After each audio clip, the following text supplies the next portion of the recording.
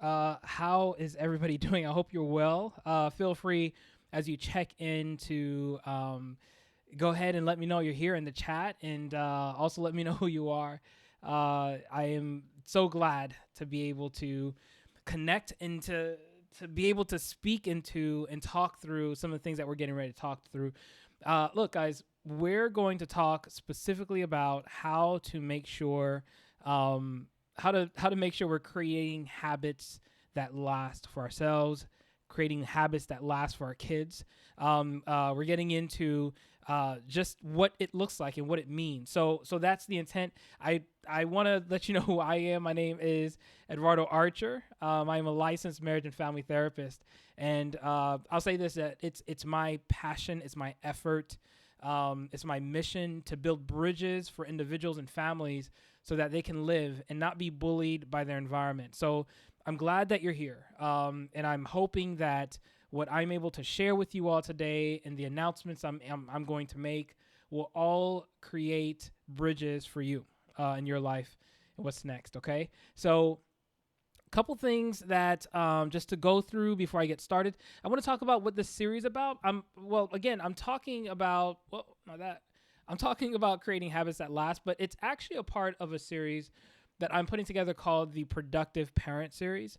And the idea of this is that I think that we compete against so much as parents, and being parents require so much of our focus and our effort and our intention.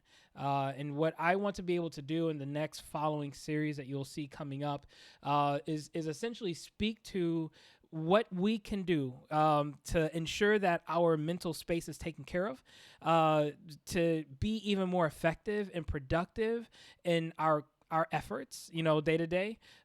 So what you'll see is today we're talking about habits. I'm sure I'll speak on this again in the future. I'll talk about journaling. I'll talk about just different things and life hacks that we can put together to make us more productive, so we can put more of our mind, our energy, and our emotions into parenting. So definitely want to talk about what that is. All right, this productive parenting series, something I'm kind of excited about. I like the idea of this. All right, and today I'm going to specifically talk about habits, how to create habits.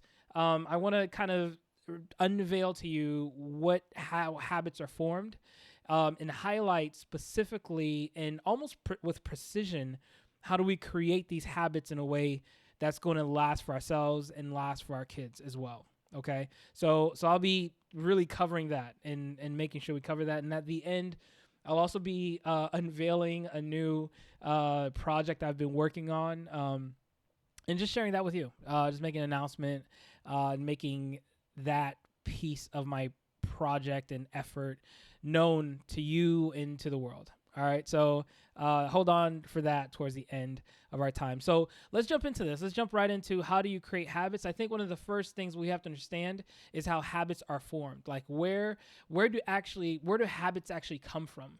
I think it's something that we have to be very intentional about like where and how these things work. It starts off with this graphic I'm putting up here. Habits are made up of four parts. All right. There's a cue, there's a craving, there's a response and a reward, and then it creates a cue, a craving, a response, and a reward. And it's a cycle that goes round and around and around. Real quick, I want to highlight the fact that a lot of the information I'm talking about here comes from a book called Atomic Habits, and by James Clear. It's an excellent book. I would absolutely encourage you to check it out if you get a chance. Atomic Habits. And the good news is at the end of this, I'm going to make sure you guys have access to all the notes. I've taken, I think, 25 pages of notes from this book, and I'm going to make sure you have access to all of these notes by the time we're done here, right? So let's make sure, I want to make sure you have access to that. So here's what this cue cycle looks like. I mean, first it starts with a cue, which is just a mental trigger.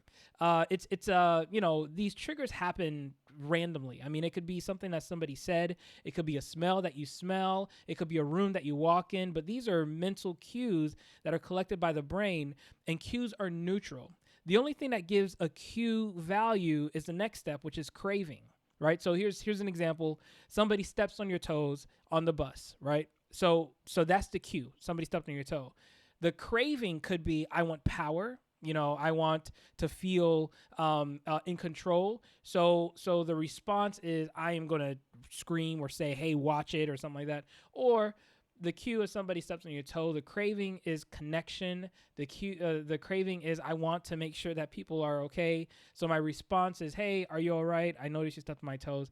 I mean, so cue is neutral, but the craving gives it value. The craving directs its path, and really, man, there's a lot there, but craving is really a desire of a change of state, right? I want to feel different, so I have this craving, and the craving drives the next step, number 3, which is the response, and now I am doing something to try to get and satisfy that craving or to get that reward.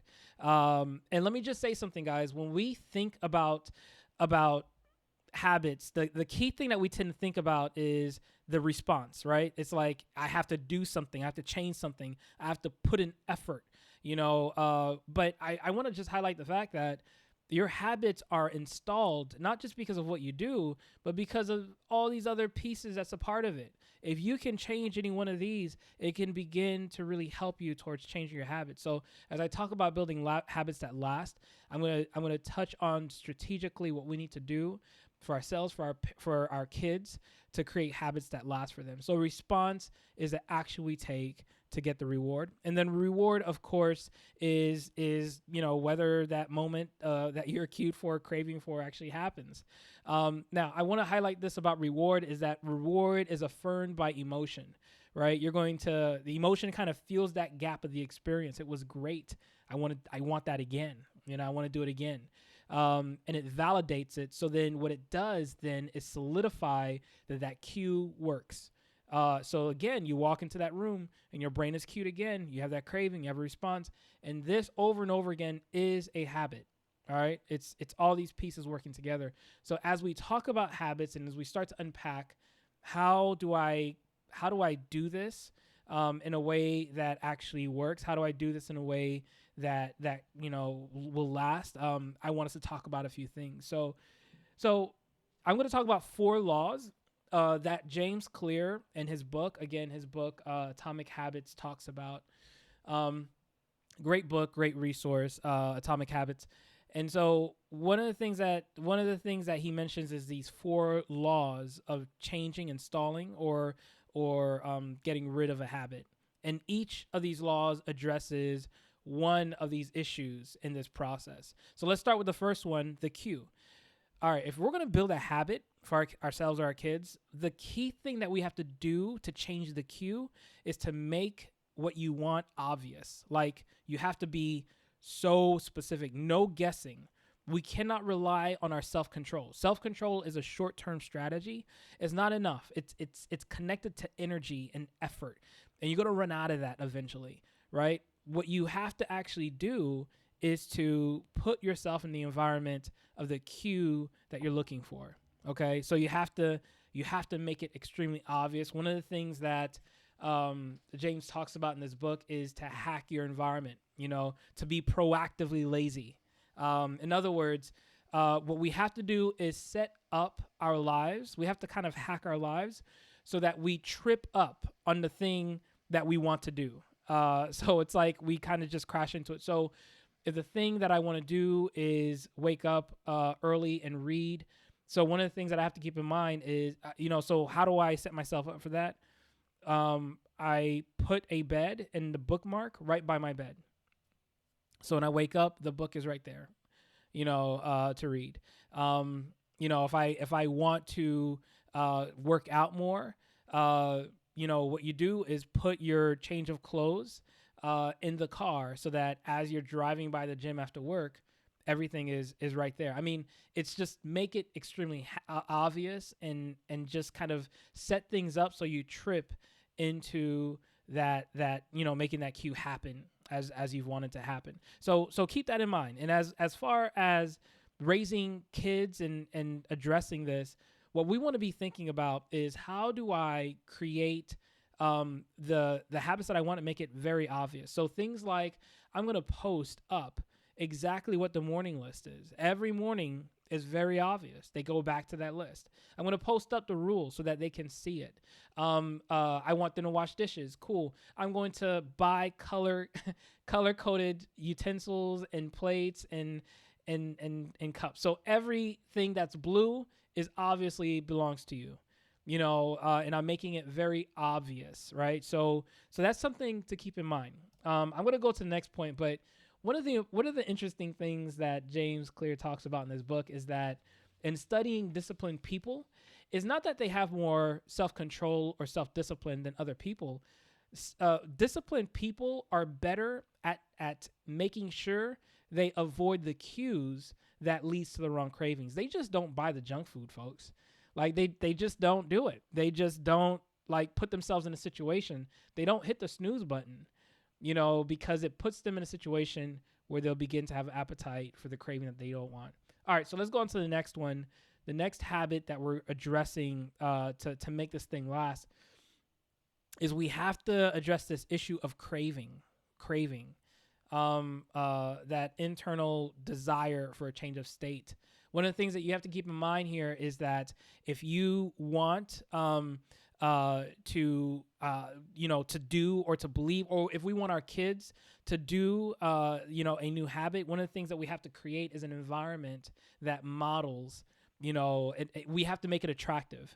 We have to have an environment that makes that thing very attractive, that I want to be able to do that. I want that to be a part of who I am. And so one, as a parent, we've got to model the things that we want for our kids to do. We actually have to step into a place to say, hey, yo, I'm going to be and actually display, the very action, the very habit that I want them to have because I want it to be attractive to them. And of course, there's instances where that doesn't work. Our kids are 13 plus and you're not cool anymore and I don't want to do what you do. But one of the things, and one of the powers that we still do have is the ability to socially engineer their environment, right? We can put them in the environments or in the clubs or in the schools where the thing that we want for them is actually modeled, so that's a piece of a power that we have. But I want you to keep that also in mind. You'll never be able for you to change a habit if you're around the people that keep affirming the bad habit.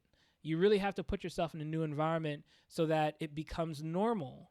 That goal, that habit that you want becomes the new normal. And you can live in that. You can strive in that. So that's the second one, to address the craving. Make it attractive.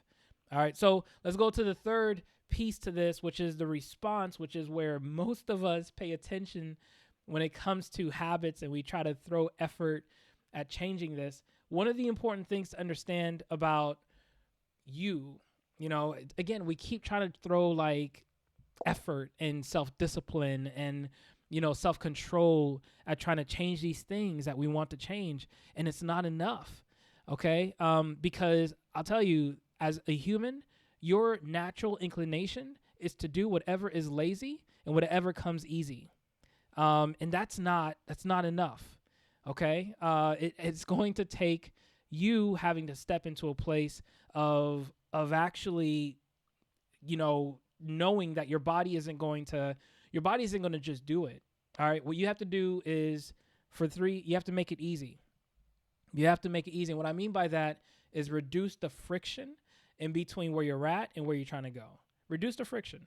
Don't make it messy. Make it easier for yourself. Set yourself up so that it becomes a very easy and reflexive movement. So one of the examples here is this thing called the 2-minute rule. All right. And the 2-minute rule, the idea behind this is you can do anything for 2 minutes. All right. So this new habit that you want to do, I want you to just focus on doing it for 2 minutes and then stop. Okay. And then move on with the rest of your life, go on with the rest of your day. But what you do is engage it. And what you're teaching yourself, and if we can do this for our kids, teaching the 2-minute rule, what we're teaching ourselves, we're teaching our kids is to show up. We got to show up to the battle, right? And if we show up, what it does, we've reduced the friction, and it becomes a little bit easier to just finish the entire 1 hour training, to just finish the meal and just call it. That's where I'm at in my diet. It's essentially, a key thing just to accept about your human mind is that you need to make it a bit easier. So things like the 2-minute rule is something to keep in mind, right? To expedite that. All right. So let's go to the last one, which is the reward. And again, like I said earlier, the reward comes from an emotional validation, right? It's like the cue was initiated because I wanted a change of state, and the craving wanted that change of state. And then you hit the reward because of the response, and boom, like I'm happy now. I'm satisfied. So let's make sure in this response we're paying attention to the emotional validation of the effort, right? And so when it comes to our kids, one of the most important things that we can do is pay attention to praise and how we praise. That is a very good way to kind of show, hey, I'm validating your effort. I'm validating your journey. And yeah, I'm praising you. And what that does is teach them the formula that this is something I want to repeat. This is something I want to do again. So we have to fill that emotional gap. I actually created one of my last YouTube videos was actually on this whole issue of praise. Possible. So I'm just gonna paste that link in the chat so you guys can look more. In that whole video, I talk about how to praise your kids so that you don't break them, right? How to use praise so that it gives them confidence. To give your kids confidence and not break them. See video above. All right. So I'm just sending that in so you guys can take a look at that, just to reinforce this. But I'll say this for you. One of the reasons why I track my habits and I'll, kind of create an environment where I'm aware of the steps I'm taking is because I realize that, when I can see it, I can know, like, look how far I've come. Like it means something because I'm actually taking steps in the right direction, and together that accumulates. Together that means something. But we have to kind of fill that gap. And so rather than tracking our habits, one of the things that we could do for our kids is create token systems, right? And what I mean by that is reward systems that will allow the child to say, hey, I know the goal of what I need to accomplish, and I get rewards, and I get to track, and I get to see, I'm doing well. So example is, I've seen one parent set up just a board, and it had that Velcro piece, and then there's a race car with the other side of the Velcro. And every time they made a good decision, their race car would move closer to the finish line on the other side of that. And that child would be able to see, okay, cool, I'm noticing this thing is moving forward. But ideas like that, giving your child, a whatever, a star or something like that to affirm and to validate their steps in the right direction. All right. So look, if you bring those tools in, if you can address and the cue, make it obvious what the cue should be. And guys, I'm gonna give you a hint. The way you create a new habit is you have to keep repeating a cue and and let it until the craving starts to happen. And then once you repeat that enough and the craving starts to happen, once the craving becomes automatically I'm on my bike and I want to listen to a book, boom. You have just created a habit. Like, it's solid. You're done. It's in. You've won. Right? So the key is you have to keep repeating that cue, keep making it obvious, keep repeat. And then you start to crave, and when that craving is automatic, you've done it. Right? So make it obvious. On the craving, make it attractive, make it something that I would want. All right? On the response, make it easy. All right? And on the reward, let's make it, I'm not sure I actually said. Make it satisfying. Yeah, make it satisfying. All right, so there it is. That is the steps to making. All right, so here's what I want to do. I want to make sure you guys get my notes for all this, and that you're able to kind of go in and kind of go deeper. Look, you have a couple options. You can go and read the book, and I would suggest it. Again, the book is Atomic Habits. Well, no, that's not. That's me. That's me copy and pasting that thing for you. The book is Atomic Habits, and you can check that out. Okay, or of course you can in a moment here, you can just download my own notes that I've taken on it, and I also wrote a blog post that summarized the entire book. So here, with that, let me go ahead and tell you about this project I've been working on. One of the things I've noticed about me, my world, my efforts is that I don't. I have a private practice, and I have a website for that. But there's so much more that I do besides my private practice, right? I mean, we have, in South Africa, we have our planting, in our land there. We have a furniture business. My wife is going to be on Good Morning America, on Wednesday. If any of you guys have been tracking that journey, Wednesday is the day where it's going live, and you'll be able to see my wife talk about our furniture business on Etsy, on Good Morning America. But I mean, that's one thing that's happening. I also work, full time for a nonprofit, an organization that creates technology to help families in local communities. I love that, and I want to keep telling stories about that. And of course, I'm diving in deep on a lot of the things that I'm learning and the things that I'm able to engage in just my own reading and my own discovery. And I want to be able to share that stuff. And so what I've been working on since the beginning of this year is a website, my personal website. And I want you all to please visit EduardoArcher.com. And so you can, it also works if you put EddieArcher.com. I own that as well. And guys, I encourage you to go in and just read in and see kind of some of the resources and what I've been up to, some of the things that I've been creating. And I'll just say this, the whole website is kind of broken up into 3 parts. It's the counseling and development part, right? So all the articles that I've created about counseling and therapy.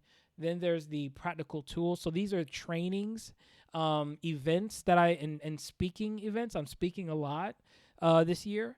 So you'll kind of be able to get the resources that are happening here. And then what I'm learning. The Atomic Habit books, and the my summary is right there. And I would encourage you all, in order, to get the actual, my notes from Atomic Habits, like in raw form, like all 25 pages, just click to join my newsletter. And I'll send you an email immediately with that information. But also for me, guys, it would be amazing to have you join the journey along with me, as I, create and build and grow, and whatever, discover what's next, for my life and for my family. So I want to share that with you all and just announce that. I am totally, excited about what's next, and excited about learning and growing. So again, guys, feel free to go and visit EduardoArcher.com. And that's my big announcement. That's the next big thing that I'm focused on and working on developing. So that's it. I just wanted to share that. Wanted to resource you guys and give you some tools for habit building, as well as announce EduardoArcher.com and what's happening, so that you can track the journey and join it and be a part of it. But besides that, I hope you all are doing well, and I hope you continue to take care of yourself. And I'll see you on the next live in the next video. All right, take care, guys.